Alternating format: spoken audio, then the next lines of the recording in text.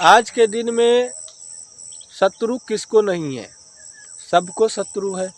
सभी अपने शत्रु से बदला लेने के लिए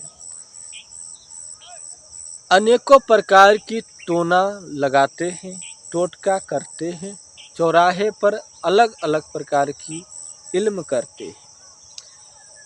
अब बताइए कि शत्रु किसको नहीं है। कई लोग छोटी छोटी बातों के लेकर के व्यक्ति को मारना चाहता है, छोटी छोटी बातों को लेकर के व्यक्ति को बदला लेना चाहता है, व्यक्ति को परेशानी में डालना चाहता है, दुख में डालना चाहता है। ऐसे ऐसे दुष्ट व्यक्ति को गुस्सा बर्दाश्त नहीं होता है तो जन्म क्यों ले लेता है, समझ नहीं आता है, इंसान है या शैतान है। तो आपको समझना है कि इस धरती पर कुछ ऐसा भी लोग जन्म ले लेते हैं कि अकारण ही बिना वजह किसी भी व्यक्ति के पीछे पड़ जाते हैं और उसका घर जब तक बर्बाद न हो जाए वह चैन का नींद नहीं सोते। तो ऐसे शत्रु से निपटने के लिए दंडी मंत्र का विधान है। आप शत्रु को दंड दे सकते हो, शत्रु को मार नहीं सकते हो। शत्रु को मारना विधान नहीं, मारना ऊपर वाले का विधान है, भगवान है। जन्म देना उनके हाथ में है, मारना भी उनके हाथ में है, और सजा देना, दंड देना भी उनके हाथ में है। हम लोग केवल कर्म करते हैं, टोना करते हैं, जानते हैं, कुछ सीखे हैं तो करते हैं, लग जाता है। हम करते हैं या आप करते हो या कोई डायन करती है तो वह लग जाता है, क्योंकि उन्हीं के हाथों लगना लिखा होता है। ईश्वर स्वयं लिख देते हैं कि तुम्हें इनके हाथों दंड भोगना होगा, तो उनके हाथ से ही दंड उसे मिलता है। ठीक है, तो अब बारी आता है कि हमको ऐसे व्यक्ति को सबक सिखाने के लिए टोना तो सीखना ही होगा, दंडी मंत्र सीखना ही होगा, तभी ना हम इस समाज में सुरक्षित रह पाएंगे। और आत्म सुरक्षा करना कोई गलत बात नहीं है, तो आत्म सुरक्षा के लिए कुछ हथियार रखना ही पड़ता है। तो आपको इस धरती पर कुछ ऐसे भी दुष्ट लोग मिल जाएंगे, जैसे कि जिसके घर में 10 लाठी है और किसी के घर में 1 लाठी है, तो क्या करता है, 10 लाठी वाला उसका जमीनें हड़प लेता है, और दूसरा किसी का नहीं, अपने भाई के साथ ही ऐसा करता है। अपने भाई के साथ में इतना बड़ा गजदारी, और जो अकेला भाई है वह क्या करेगा, 10 भाई से तो लड़ाई में जीतेगा नहीं, वह क्या करे बेचारा, अपनी जान कैसे अच्छे से बचा सके और अपनी ज़िंदगी अच्छे से चला सके, इसके लिए हार मान जाता है और क्या करे, कहीं भी जगह ले करके वहाँ रह लेता है, एडजस्ट कर लेता है। ऐसी ऐसी दुष्ट व्यक्तियों को दंड देने का विधान है, और दंड आप दीजिए, क्योंकि हम भी इसमें आपको सहयोग करेंगे। ऐसे व्यक्ति को दंड देना ही चाहिए। और कई ऐसे अघोरी हैं, तांत्रिक है, जो मंत्र तंत्र मारन मंत्र सीख लेता है और कहता है कि हमसे बड़ा बलवान कोई नहीं है, हमसे बड़ा शक्तिशाली कोई नहीं है, जो है सो हम ही है, और हम उड़ती हुई चिड़ैया को मार देते हैं, मुर्गा को मार देते हैं, मंत्र मारते ही मुर्गा ख़त्म।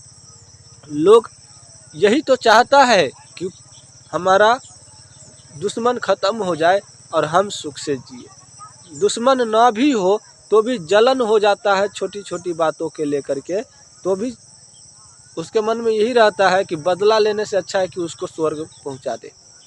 तो ऐसा आप लोगों को सोच बिल्कुल नहीं रखना है। जस करनी तस भरहु दाता, और जैसा आप करते हैं उस प्रकार से आपके जीवन में वैसा फल ही मिलता है। आपको अच्छे कर्म करने हैं, आपको अच्छे फल मिलेंगे। और आपको अपने शत्रु को दंड देना है तो मारन मंत्र से ही आपको दंडी भी करना है। दंडी भी है, दंडी मंत्र अलग होता है, उसमें मारन नहीं होता, पर मारन मंत्र की ही तरह है, मारन मंत्र के जैसा ही है। व्यक्ति खटिया पकड़ लेगा और वह व्यक्ति खटिया पर से कभी उठेगा ही नहीं।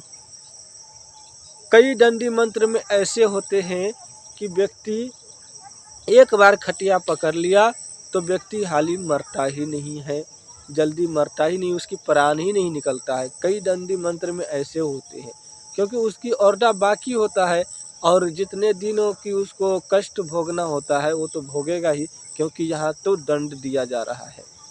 ठीक है, तो कई बार ऐसा होता है इंसानों के साथ में कि व्यक्ति खटिया पकड़ लेता है, खाट पकड़ लेता है और किसी को समझ में नहीं आता, कितना भी ओझा लग जाता है, कितना भगत लग जाता है, कहाँ कहाँ की तांत्रिक आके उसे ठीक करता है।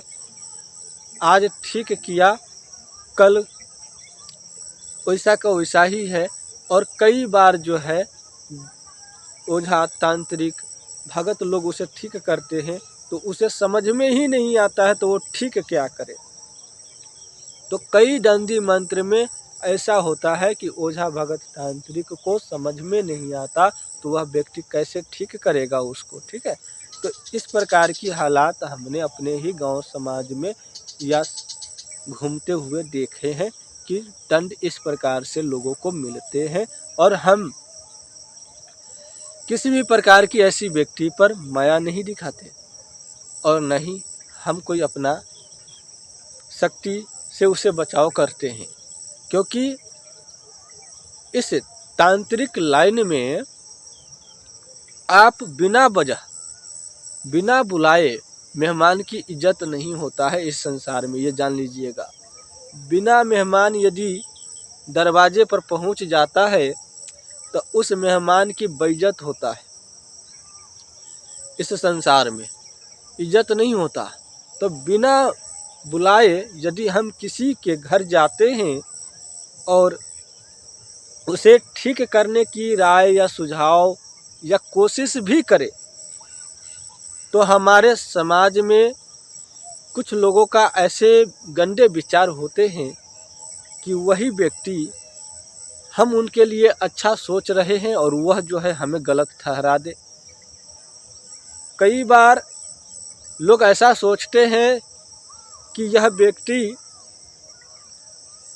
ठीक कर रहा है इसको तो बिना बुलाए आया है, इसको कोई बुलाने नहीं गया है, यह खुद आकर के इसको ठीक कर रहा है। इसका मतलब है कि कहीं न कहीं दाल में कला है और यही व्यक्ति हो सकता है इसको कष्ट दे रहा होगा।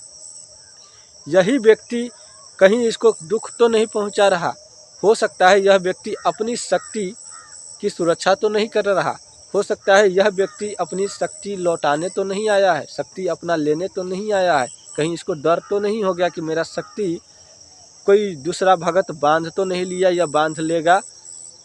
ऐसा नकारात्मक सोच हमारे समाज में पनपने लगते हैं। इसीलिए हम लोग बिना बुलाए किसी को दरवाजे पर नहीं जाते ठीक करने, उसे भलाई करने, क्योंकि ऐसा कई लोगों के साथ पहले हो चुका है। और इससे बचने के लिए सामने वाले व्यक्ति मर जाए, गुजर जाए, फुका जाए, शमशान चला जाए, कोई टेंशन नहीं है।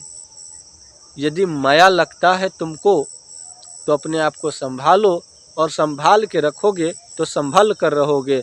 यदि अपने आप को नहीं रोक सका, सामने वाले व्यक्ति रो रहा है, गिड़गिड़ा रहा है और वह तड़प रहा है और बिना बुलाए, तुम हुनर जानते हो, तुम कला जानते हो, बिना बुलाए यदि उस व्यक्ति को तुमने ठीक करने गया तो लांछन तुम्हारे ऊपर लग सकता है। लांछन ही नहीं, तुम्हें दोषी ठहराया जा सकता है। तुम्हें ही दोषी ठहरा देगा कि यही व्यक्ति इसको किया है, यह अपनी शक्ति बचाने आया है, अपनी शक्ति लौटाने आया है, ऐसा सोच लेगा। आपके गांव की समाज मत करना ऐसा। तो यह चीज़ें हैं, समझो, तभी जो है आप अपने समाज में, अपने शहर में भलाई करो, दूसरों को मनोकामना पूरा करो। किसी भी प्रकार की काम है उसकी करो, लेकिन बिना बुलाए मत करो। यदि बिना बुलाए करोगे तो पछताओगे। याद रखना कि किसी गुरु ने हमें सलाह दिए थे, वीडियो के मार्फत ही सही पर सही में दिए थे।